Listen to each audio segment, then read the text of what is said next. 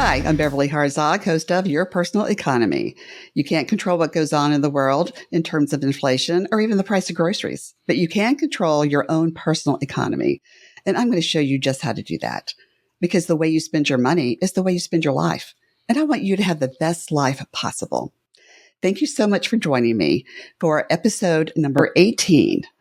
How to use credit card rewards to travel for free. And my special guest is Lee Huffman, a travel blogger at baldthoughts.com and host of the fabulous podcast, We Travel There. Lee, thanks so much for joining me. I have listened to your podcast and it's fantastic. I look at all the pictures on the wall behind you, and what a great advertisement for what you do. Why don't you start us off by just telling us a couple of little stories about where you and your family have gone? And you travel with kids often, don't you? Absolutely. My kids right now, they're 9 and 13. So I always kind of look at it as like, I see these memes on social media where it's like, you only have 18 summers, 18 spring breaks, 18 winter breaks with your kids. And so I look at it as, I want to travel with them as much as possible to create those special memories. And then also, hopefully, they'll believe that I'm like the cool dad for as long as possible. And they want to spend time with me versus hanging out with their friends at the mall or the movies, you know? We go on a lot of great trips.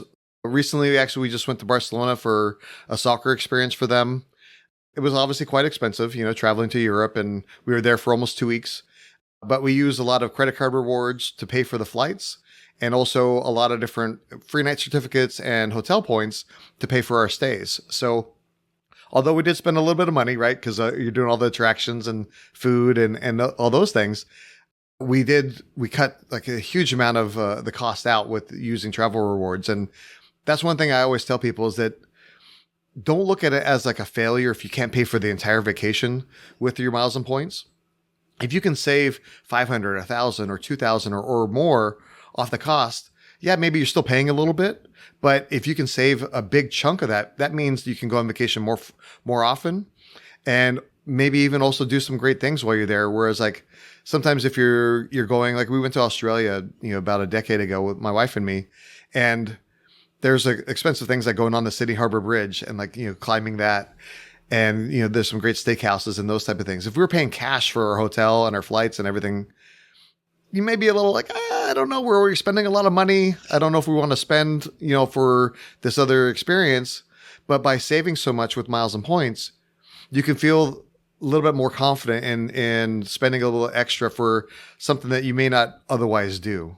And so that's kind of the way I look at it, saving some money that way. Another trip, we're getting ready to fly this Saturday.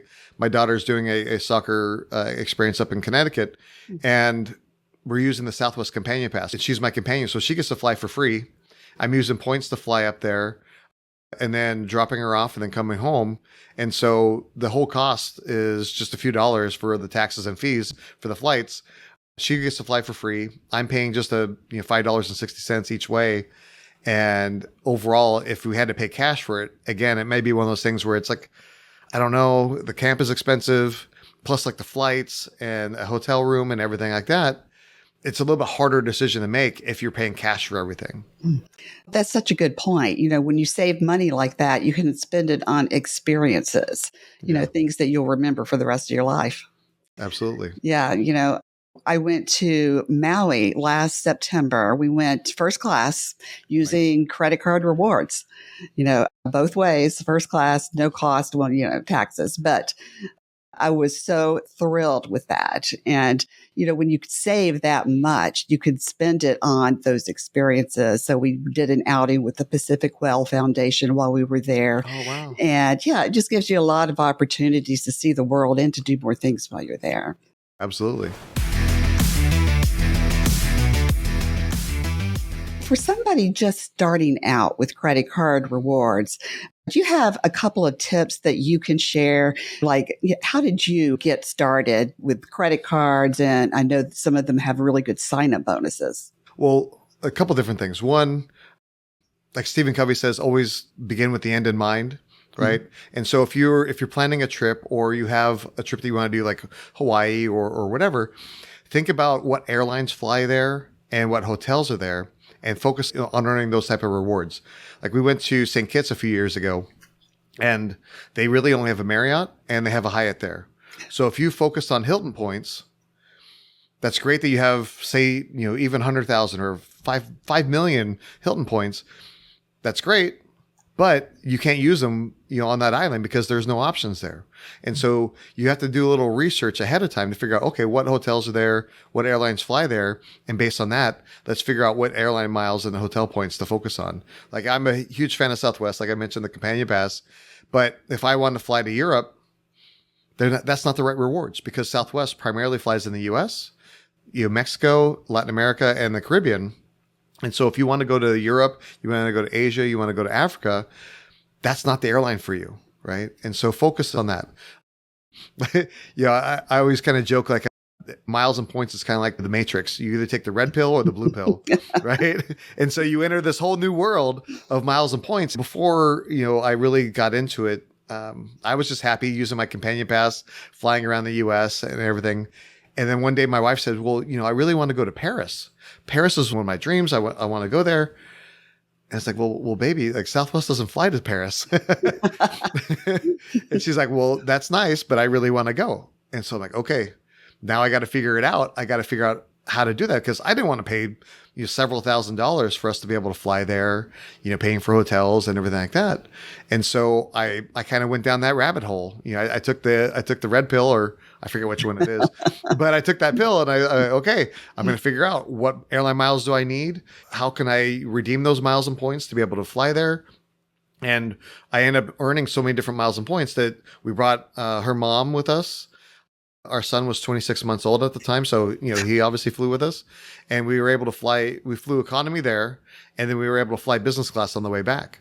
It's amazing what you can do when you start uncovering some of the opportunities of miles and points to be able to have experiences and fly way better than what you do if you're paying cash. Like you said, you flew to Hawaii and you flew first class. If you were paying cash, I highly doubt that you would have splurged and spent all that money for the first class ticket. Absolutely not.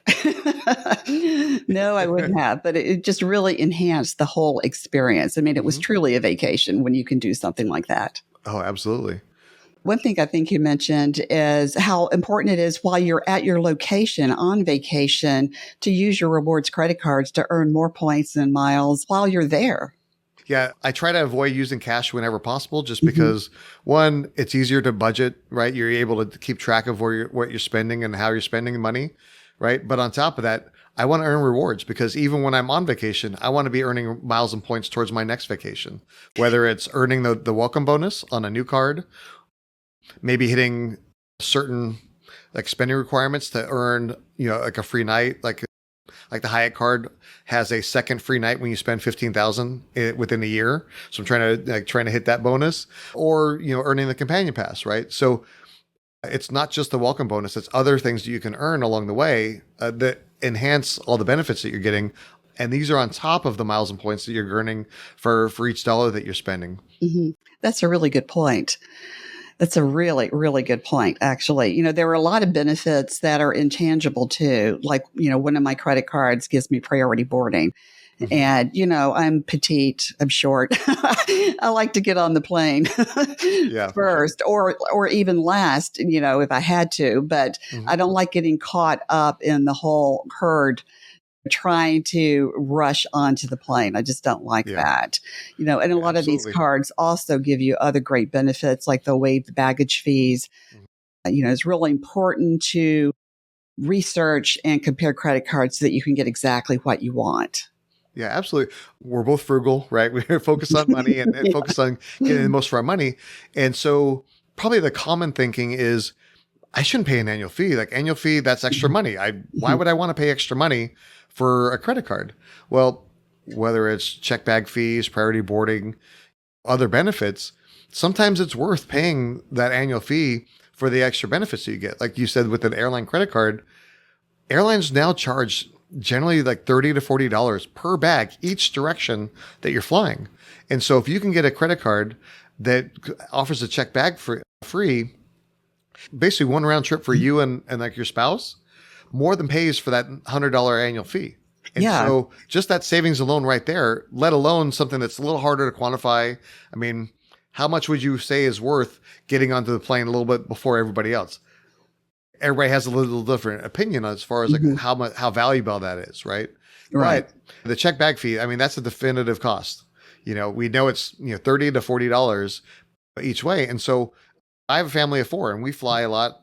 I'm generally team carry on because I don't like waiting for bags and everything like that. But occasionally we do have to check bags, and it's nice knowing that I can check the bag, not have to pay for the fee, and be able to just get on the plane and not have to worry about it, and not have to worry about this cost. Like I said, at Southwest, they were in the news recently because they have something called early boarding. And, it generally used to be like $25 to $40, per person, each way. They just raised the fees where I think it's like up to $150 or $200. Wow. I guess depending upon like the length of flight or whatever. But a couple of their credit cards actually waived that fee. So just one early boarding will get you reimbursed basically the cost of that annual fee. And so again, it's okay to pay an annual fee if you're going to use the benefits. If you're just paying it and you don't use the benefits, obviously it's just wasting money. You can throw the money away. And we don't like doing that, right? Right. I do have a lot of credit cards. And so I always tell people like, don't do exactly like I do because I have a lot of them. But every year when it comes time for that renewal, I look at it as just like, you and I own businesses. If you have an employee, you do the annual performance review of that employee. But you do the same thing with your credit cards. Your credit cards are your little employees, and go, okay, this card has a $100 annual fee. It has the X, Y, and Z benefits. Did I use those benefits enough to warrant paying that annual fee? Did the benefits outweigh the cost? And if it didn't, okay, you know what? We're going to get rid of that card. We're going to downgrade it to a free version. We're going to switch it to another type. Or, hey, you know what? It did pretty good. Good job. We're not going to give you a raise. We're going to keep paying the same amount, but we're going to keep you on for another year, and that's, you kind of look at it as if like, that's like your little business. Okay. Am I getting enough value out of these cards to keep them for another year? Yeah, that's a great way to look at it, like you're giving employee reviews. I love that. I have a couple of cards with annual fees, and I just do a cost benefit analysis. Yeah. I get so much benefit from those credit cards. It more than pays for the annual fee. One thing I would say though is that sometimes the benefits overlap between the different cards. So make sure, okay, individually, this card may be worthwhile to keep it because of the benefits. And this card may be worth it to keep the benefits. But when you compare it and you go, well, wait a minute, I'm getting benefits from both of these cards and they really overlap. And so maybe you could get rid of one of those cards and not pay that annual fee because you're getting those same benefits from another card. And so again, you kind of have to look at things in a bigger picture, look at them individually, but also look at it kind of in that bigger picture sense. Oh, that's a great idea. Yeah, there is a lot of overlapping and with a lot of these credit cards. I think maybe this is a good time to also point out, I also use my credit cards for just about everything. I rarely pay cash. But I always pay my bill in full by the due date every single month. So if you're going to use rewards credit cards, don't carry a balance. The APRs are a little bit higher, and APRs are very high right now. So yeah, absolutely. With interest rates being up, higher the last couple of years, what used to be not so bad has gotten a lot worse, if you are carrying a balance. I mean, you shouldn't carry a balance no matter what, but occasionally you have to do that. If that's the case, if you do have to carry a balance, there's a lot of great balance transfer cards out there. That's right. And you can get a 0% interest rate for up to 21 months for some cards. And so that'll give you almost 2 years to be able to pay off that balance. Maybe there's a large purchase. Maybe you have some little difficulty at work. There's a major medical expense or whatever. You can stretch that cost out over anywhere from like 12 months to 21 months and give you a little bit of breathing room to be able to pay it off without incurring any interest charges. Yeah, it's really a golden opportunity for anybody that has some debt. Balance transfer credit cards. Next, I want to ask you about what credit cards in particular might be good for people to start with. For example, I have the Chase Sapphire Preferred, and I love this credit card. Yeah. And I am ready to kick my travel rewards up a notch. And I know that there's something called the Chase Trifecta, where you can combine a bunch of Chase cards. But since you do so much travel and you're so into rewards credit cards, you're such an expert, I thought you might have some ideas of cards people could look at and kind of consider for their own needs. Sure. Absolutely. Take a step back. Like you said, you started out with the Chase Sapphire Preferred. It's an excellent card, has an annual fee of around $100, and it has a lot of great benefits, including your points are worth 25% more when you book travel through Chase, or you can transfer those rewards to different airline and hotel programs. So a lot of great flexibility there. Capital One has a similar thing. Wells Fargo similar, and American Express and Citi all have very similar cards, and they compete with each other for around that $100 price point. Same thing with a lot of the different benefits. And so really what I tell people when you're starting out, a lot of times it's good to have like a general flexible rewards card like the Chase Sapphire Preferred, because you can redeem the points for cash, you can redeem the points for gift cards, you can book travel, or you can transfer those rewards to those airline and hotel programs. So it's good while you're trying to figure things out. Okay, getting a general card and then figuring out how you like to travel, how you like to spend your rewards, because it is a little complicated sometimes. And so having that flexibility is key. But once you're kind of ready to go beyond the 101 level, like you said that you are, we've got our foundation with the rewards. What can we build upon that? And so it depends on what your goals are, right? If you have like a trip planned coming up where there's a specific hotel or airline that you want to be able to fly, then maybe you pair those rewards with one of those cards. Like, the Chase Ultimate Rewards, they transfer to Southwest and United and a bunch of other airlines. They also transfer to Hyatt and Marriott. So if you're planning to go to Hawaii again and you go, hey, you know what? There's this really great Hyatt property I want to stay at. So maybe you'll pair that Chase Sapphire Preferred with a Hyatt credit card. So now you get mid-level Hyatt status, and then you can transfer some of your rewards to Hyatt from the Chase Sapphire Preferred, and then you're able to redeem to be able to book a nice hotel stay there. So that's a good way to do things there. That's one avenue. Another avenue is like, you know what? I like to travel, but I'm not quite sure if I'm going to be able to get time off of work this year. A lot of things going on with the kids in school. And so I want to just keep things flexible for right now. So like the Chase Ultimate, like the Chase Freedom Unlimited or the Chase Freedom Flex, those are great cards because like the Unlimited gets 1.5 points on every purchase. So you're getting, instead of using the Chase Sapphire Preferred for everyday spending, you use that card, you're getting 50% more points, right? Because now you're getting, instead of 1x, you're getting 1.5. And so that's a great way. And then you're still using the Chase Sapphire Preferred for the different bonus categories that it has, like, dining and online grocery purchases and those types of things. So that's a great way to do things. And you're kind of pairing that. It's kind of like the building blocks of that Chase trifecta you mentioned. Or you and I both own businesses, right? And so one of the great things about travel rewards is being able to use your personal expenses and your business expenses to be able to earn rewards, and then combining those rewards together for a better redemption. And so the Chasing Business Unlimited or the Chasing Business Preferred, those are great cards where you're able to maximize the rewards on your business spending and be able to combine the points, and so it's a good way to kind of stay within that ecosystem. If you've already chosen the Chase Sapphire Preferred, you have all the Chase Ultimate Rewards, you're kind of staying within that ecosystem. Same thing. Amex has a trifecta. Wells Fargo, they've recently announced that they have transferable partners, and they're working on building up the number of transfer partners. So that's great. Citi also has its cards as well. So whichever kind of platform you kind of go for, it's good to kind of build within that platform. So that way you're maintaining flexibility, because you don't want to have a little bit of Chase points and a little bit of Amex points and a little bit of Citi points. And the next thing you're like, I can't redeem for anything. I have all these, I have 10,000 points here and 50,000 points there, but I really want to take this trip to Hawaii and I can't redeem anything because I don't have enough points for that. So staying within one ecosystem initially allows you to basically earn points much faster towards that redemption that you want. That is great advice. Thank you. So many options, right? Just so many. Yeah, it gets a little overwhelming sometimes. And so that's why I said, try to keep it simple and stay within one platform initially. And then as you get to that 200, 300, 400 level knowledge, then you can kind of expand beyond what the basics are to fit your needs and be able to kind of get some of those really, really phenomenal redemptions. Hmm.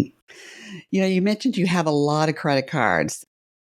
Even if someone just has, like three or four, do you have a particular method you use for keeping track of your rewards, or do you just try to remember? Or I'm just curious as to how you keep Well, track. yeah, no, I mean, even if I was just starting out, and when I was starting out, I focused on using there's a platform called Reward Wallet.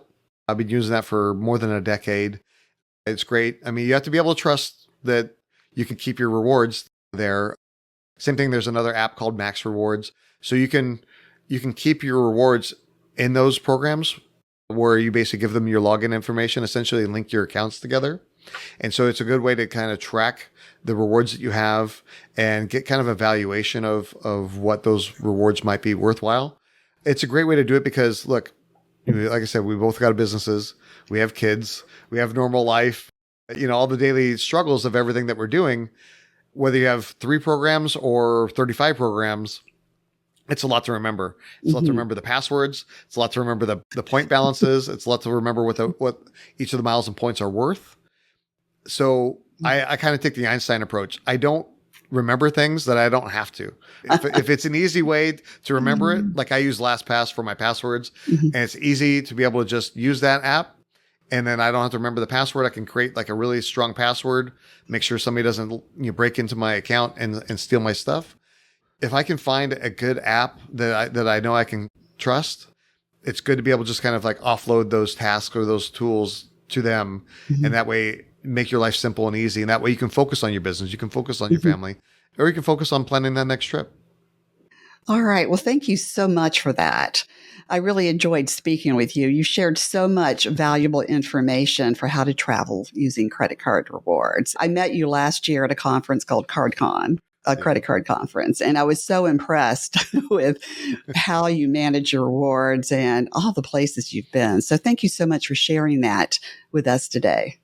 absolutely. And I'll say this, that it, before I started getting into, heavy into miles and points, it's one of those things where, I was having fun traveling across the US and everything like that.